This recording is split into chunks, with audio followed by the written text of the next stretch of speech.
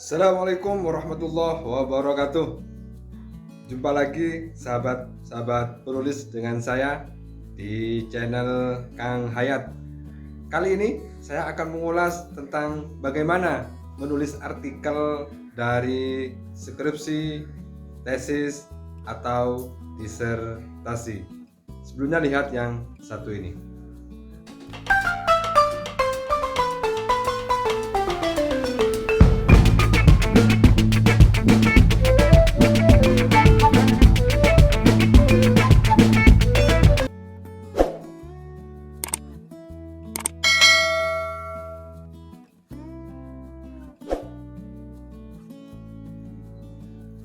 Menulis artikel ilmiah dari disertasi, tesis, atau skripsi sebenarnya sangat mudah karena bahan sudah ada, komposisi sudah ada, tinggal mengolahnya.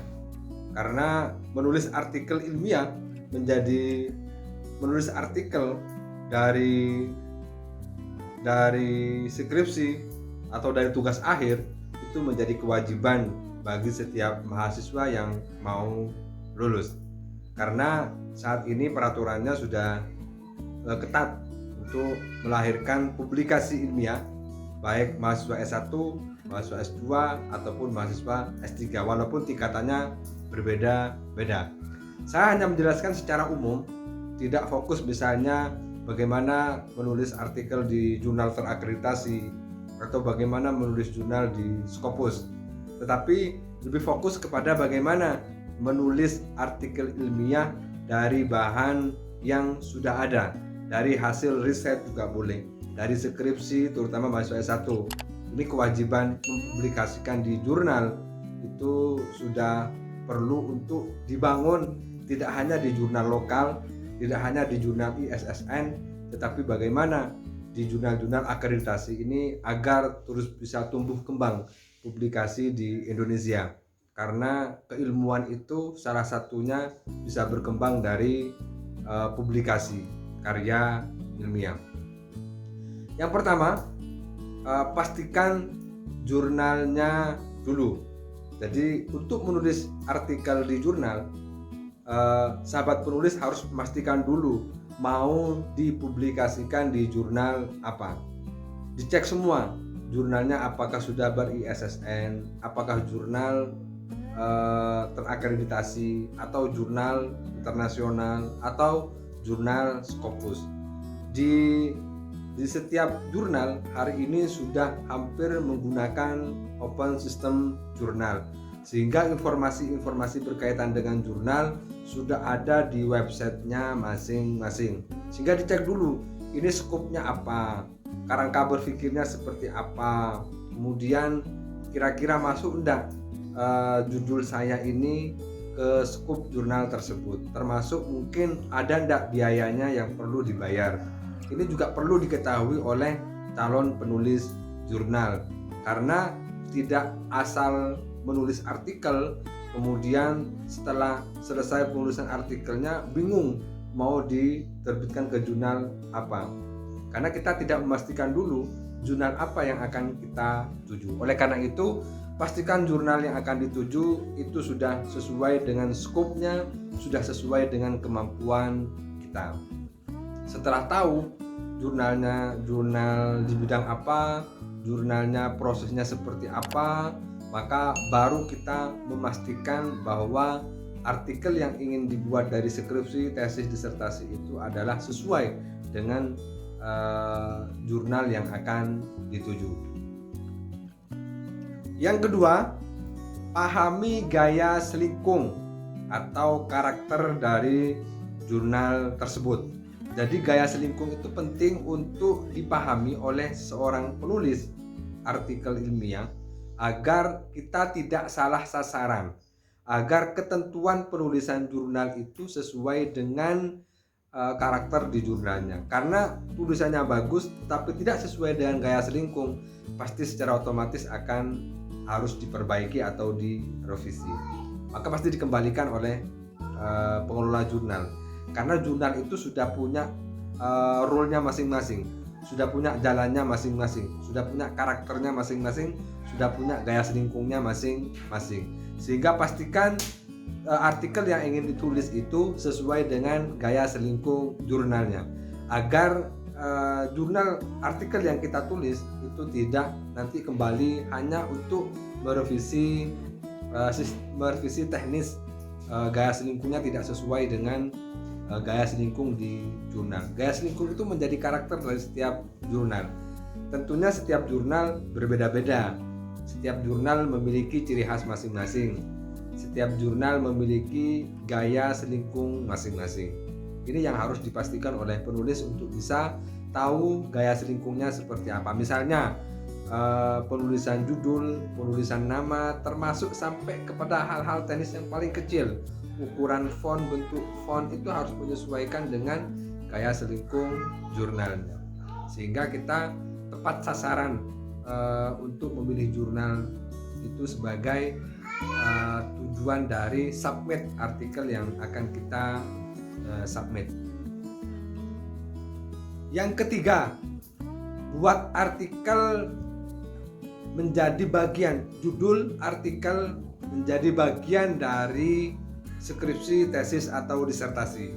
Biasanya ini akan menjadi persyaratan untuk lulus.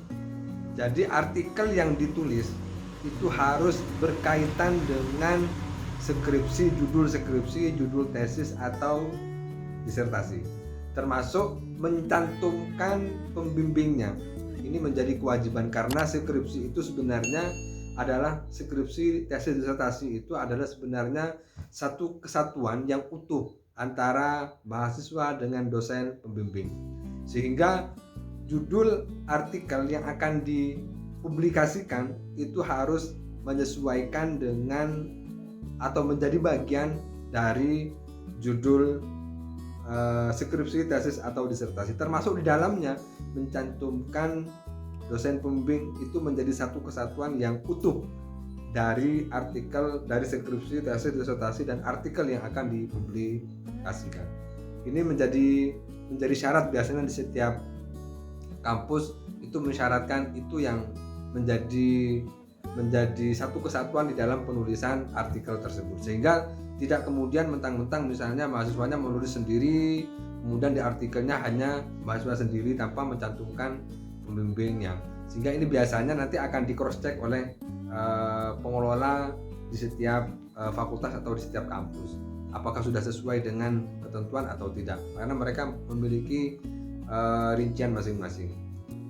Jadi pastikan judulnya sesuai atau bagian dari judul karya tulisnya atau tugas akhirnya, sehingga nanti tidak keluar dari skripsi, tesis, disertasinya. Harus sesuai, yang walaupun itu menjadi bagian, itu masih menjadi bagian dari karya tulisnya atau tugas akhirnya. Yang keempat, pendahuluan itu menjadi bagian dari pendahuluan karya tulisnya atau tugas akhirnya. Jadi pendahuluan yang akan ditulis menjadi artikel ilmiah itu menyesuaikan dengan gaya selingkuh dari jurnalnya, kemudian isinya menyesuaikan dengan bagian judul yang diangkat dari bagian skripsi. Jadi tidak semua pendahuluan yang ada di tugas akhir itu dimasukkan semua, tetapi harus dibaca kembali, harus dibahas ulang, harus dikaji ulang. Kalau perlu misalnya ditambahkan, kalau kurang misalnya ditambahkan, kalau tidak sesuai misalnya bisa dikurangi. Sehingga pendahuluan sesuai dengan gaya selingkuh, kemudian isinya adalah menyesuaikan dengan judul yang diangkat, sehingga tidak semua isi yang ada di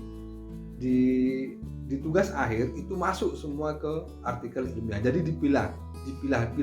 Kalau misalnya ada dua pembahasan dalam pendahuluan, maka satu pembahasan jadi satu artikel, satu pembahasannya lagi jadi satu artikel. Maka yang dimasukkan ke satu artikel ini adalah yang sesuai dengan bahasan atau judul artikelnya. Dari data kuantitatif atau data kualitatif yang menjadi bagian dari judul yang diangkat, yang diambilkan dari tugas akhir itu bisa dimasukkan ke pendahuluan di artikel yang ditulis. Termasuk misalnya apakah mencantumkan masalahnya atau tidak, kemudian mencantumkan tujuannya atau tidak, itu dinarasikan kembali secara akademik, itu di pendahuluan. Sehingga pendahuluan itu membicarakan secara utuh tentang judul yang diangkat dari bagian hasil tugas akhirnya, sehingga nanti bisa dipecah paling tidak menjadi dua artikel, satu tugas akhir. Sehingga pendahuluan di artikel yang satu ini kalau misalnya datanya kurang perlu ditambahkan, kalau misalnya datanya tidak sesuai perlu dihilangkan, jadi menyesuaikan kebutuhan. Jadi ini sebenarnya sudah setengah jadi, tinggal diubah bentuknya menjadi artikel ilmiah. Jadi kalau menulis artikel ilmiah dari hasil penelitian itu sebenarnya sangat mudah sekali, karena bahannya sudah setengah jadi, tinggal ditambahkan atau dikurangi, tinggal dikuatkan atau tinggal ditambahkan teori-teorinya atau data-datanya. Yang kelima, termasuk misalnya di bagian kajian teori, kalau misalnya di gaya selingkung kajian teori masuk ke pendahuluan sebagai bagian satu kesatuan di pendahuluan, maka kajian teori yang ada di tugas akhir itu dimasukkan ke pendahuluan, sehingga menjadi penguatan, menjadi penambahan, menjadi teori atau grand teori atau teori umum yang bisa menciptakan atau bisa mendukung dari artikel tersebut. Jadi karena di gaya selingkung jurnal itu juga macam-macam. Ada yang kajian teorinya terpisah, ada yang kajian teorinya gabung. Jadi tergantung dari gaya selingkungnya. Kalau kajian teori itu masuk ke dalam pendahuluan, maka sebagian dari kajian teori yang sesuai dengan judul yang diangkat itu bisa dimasukkan atau ditarik menjadi bagian dari pendahuluan. Karena di pendahuluan itu juga selain mengungkap alasan kenapa mengangkat judul tersebut, kemudian dengan data-data ilmiah atau data-data kualitatif atau kuantitatif, juga perlu dikuatkan dengan teori apa yang dipakai atau grand teorinya apa, sehingga bisa dimasukkan ke dalam pendahuluan tersebut, kajian teori. Tapi kalau terpisah misalnya, maka ya perlu dipisah, sehingga nanti ada misalnya pendahuluan kemudian kajian teori yang berkaitan dengan judul artikel yang diangkat itu dimasukkan nanti di kajian teori. Kajian teori mungkin nanti akan berbeda, tidak sama dengan yang ada di tugas akhirnya, di skripsi, di tesis atau disertasi. Tetapi ini bisa ditambahkan, bisa disesuaikan, bisa kemudian diperkuat dengan narasi-narasi atau deskripsi-deskripsi yang mengarah kepada judul tadi, sehingga bahan yang setengah matang ini kemudian diolah kembali menjadi sesuatu yang nanti bisa menjadi matang dan bisa disajikan.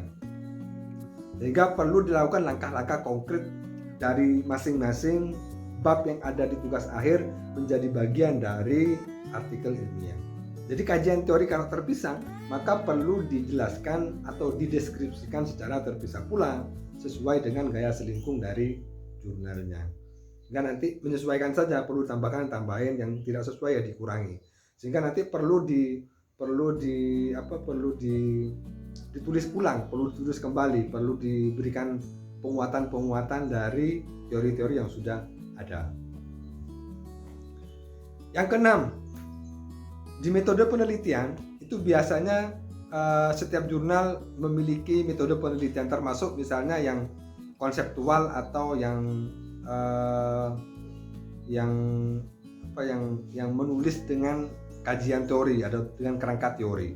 Maka metode penelitian ini juga menjadi penting untuk disampaikan secara konkret dari apa yang dialami di lapangan, sehingga metode penelitian penulisannya di jurnal itu tidak sama dengan metode penelitian di tugas akhir. Kalau tugas akhir kan jelas mulai dari teorinya, kemudian di prakteknya seperti apa, itu nanti bisa dikaitkan. Tetapi kalau di artikel ilmiah, metode penelitiannya itu bisa diungkap teori sedikit, kemudian dibangun dengan narasi-narasi ilmiah yang dilakukan di lapangan.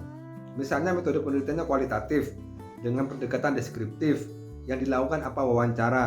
Wawancara kepada siapa saja? Wawancara berapa orang? Berapa saja informannya? Kemudian analisis datanya seperti apa? Dan teknik pengelolaan datanya bagaimana? Datanya dari mana saja? Sumber datanya apa? Itu nanti disampaikan secara konkret sesuai dengan apa yang dilakukan di lapangan. Sehingga nanti untuk metode penelitian ini dipres.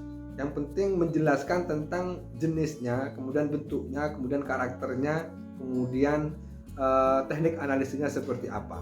Itu dimasukkan. Kalau misalnya kuantitatif, maka ini juga perlu disampaikan. Misalnya metode penelitiannya kuantitatif, kemudian menggunakan SPSS misalnya. Kemudian teknik analisis datanya menggunakan apa. Itu juga perlu disampaikan secara konkret, secara jelas, sehingga nanti pembaca itu sudah tahu ini metodenya menggunakan metode apa. Tidak perlu panjang lebar menyampaikan teori-teorinya, tetapi teori itu dimasukkan, tetapi memperkuat dari apa yang dilakukan di lapangan atau cara apa, metode apa yang dilakukan di lapangan. Yang ketujuh, untuk hasil penelitian dan pembahasan itu biasanya di setiap jurnal ada yang dipisah, ada yang digabung. Hasil penelitian dan pembahasan ini juga sama.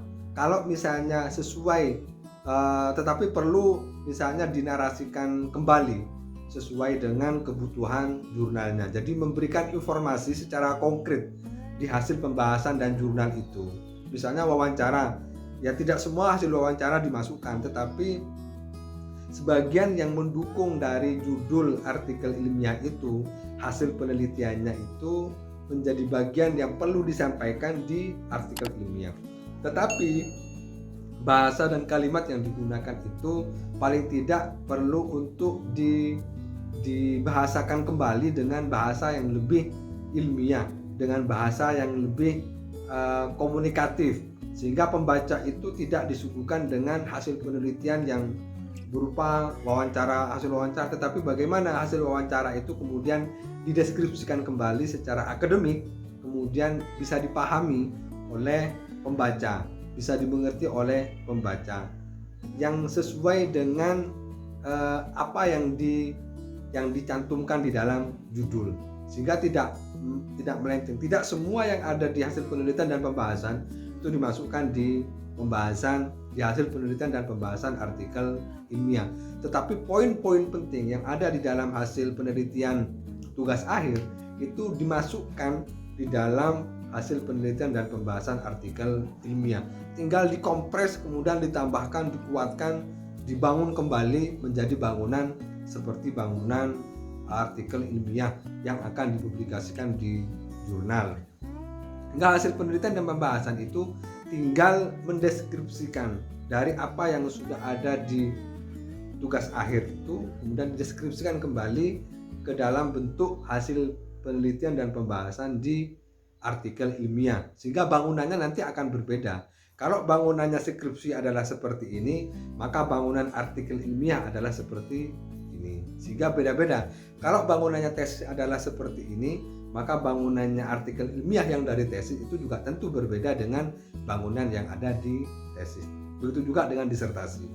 Sehingga ini menjadi penting untuk dipelajari bersama. Misalnya sering banyak membaca dari artikel yang dipublikasikan di jurnal tersebut, sehingga nanti kita bisa melihat kira-kira pola penulisan hasil penelitian dan pembahasannya seperti apa, karena mereka memiliki keseragaman gaya selingkuh yang sama, yang kemudian itu bisa kita tiru bentuknya, sifatnya, karakternya, tetapi isinya dari apa yang kita hasilkan dari tugas akhir kita, sehingga memudahkan kita untuk menulis artikel ilmiah.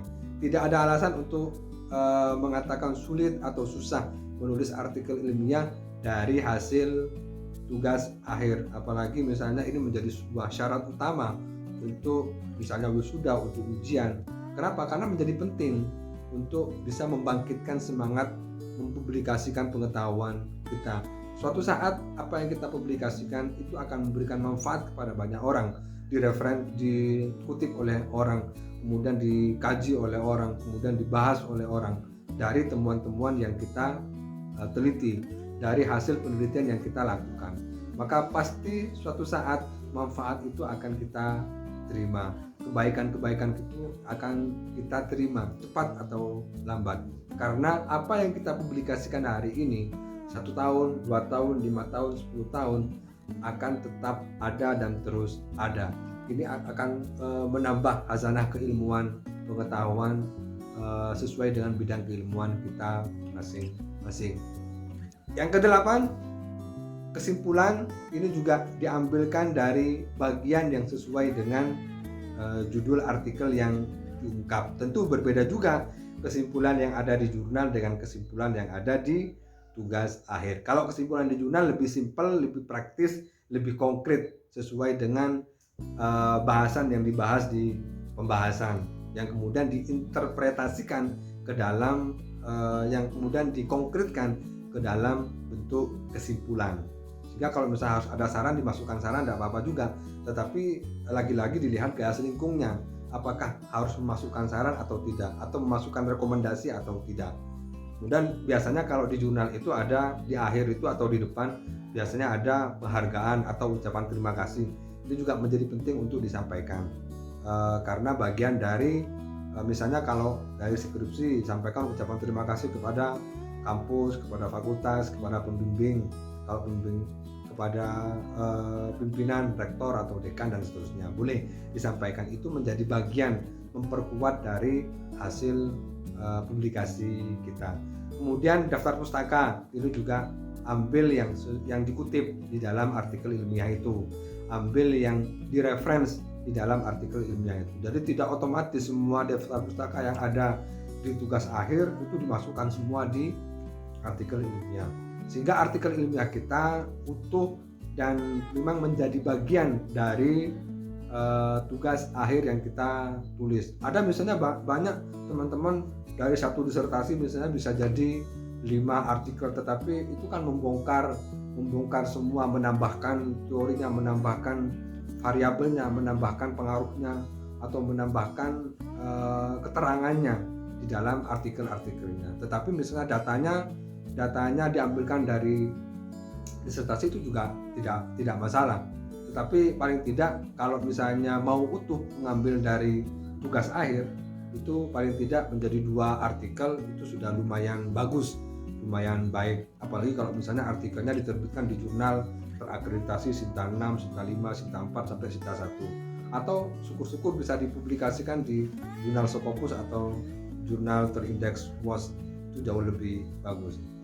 Semoga kita terus produktif, terus menulis, terus berkarya sepanjang hayat. Semoga bermanfaat dan menjadi kebaikan bagi kita semua. Tetap semangat. Assalamualaikum warahmatullahi wabarakatuh.